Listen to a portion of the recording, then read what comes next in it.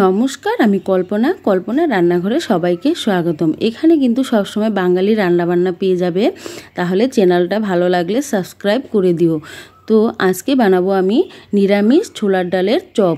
তো কিভাবে করছি, এটা একটু ভিন্ন রকমের চপ, তো অবশ্যই তোমরা দেখো আর ভিডিও জুড়ে কিন্তু আমার পাশে থেকো। এখানে এক বাটি ছোলার ডাল সেদ্ধ করে নিয়েছি, এর মধ্যে দিয়ে দিলাম ধনেপাতা কুচি, সামান্য একটু জিরের গুঁড়ো, সামান্য একটু লঙ্কার গুঁড়ো, আর দিয়ে দিলাম পরিমাণ মতো লবণ, সামান্য একটু দিয়ে দিলাম কালো জিরে যাতে খুব ভালো লাগে এর জন্য, আর বাইন্ডিংয়ের জন্য দিয়ে দিলাম এখানে চালের গুঁড়ো। চালের গুঁড়ের পরিবর্তে তোমরা এখানে আটা, বেসন, যেটা হাতের কাছে থাকবে সব কিছুই কিন্তু দিতে পারবে। তো এইভাবে দিয়ে খুব ভালো করে প্রথমে এইভাবে চটকিয়ে নিব, তারপর সামান্য একটু জল দিয়ে দিব, তাহলে কিন্তু খুব সুন্দর একটা পেস্ট তৈরি হয়ে যাবে।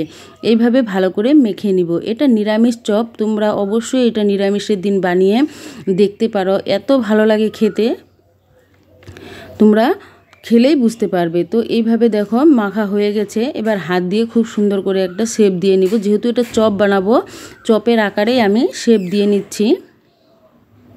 তোমার মন পছন্দ যেভাবে হোক শেপটা দিয়ে ভেজে নিতে পারবে। এটা কিন্তু একদমই ভিন্ন রকমের চপ হবে, দারুণ টেস্টি হয়। সেদ্ধ করে ছোলার ডাল তারপর বানালাম।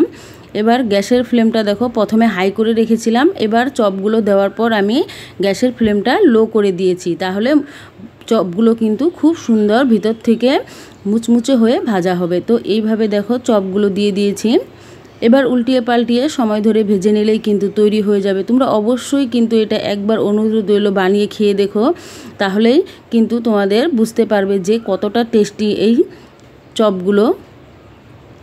আর যদি ভালো লাগে তাহলে আমার চ্যানেলটা সাবস্ক্রাইব করে দিও, আর বেল আইকনে একটি প্রেস করে দিও, তাহলে ভিডিও ছাড়ার পরে তোমার কাছে পৌঁছে যাবে।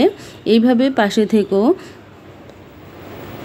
তোমাদের অনেক অনেক অনেক ধন্যবাদ, কেননা তোমরা এত সুন্দর সুন্দর কমেন্ট করো, খুবই ভালো লাগে। তোমরা পাশে আছো বলেই এত সুন্দর কমেন্টগুলো আমি দেখতে পাচ্ছি।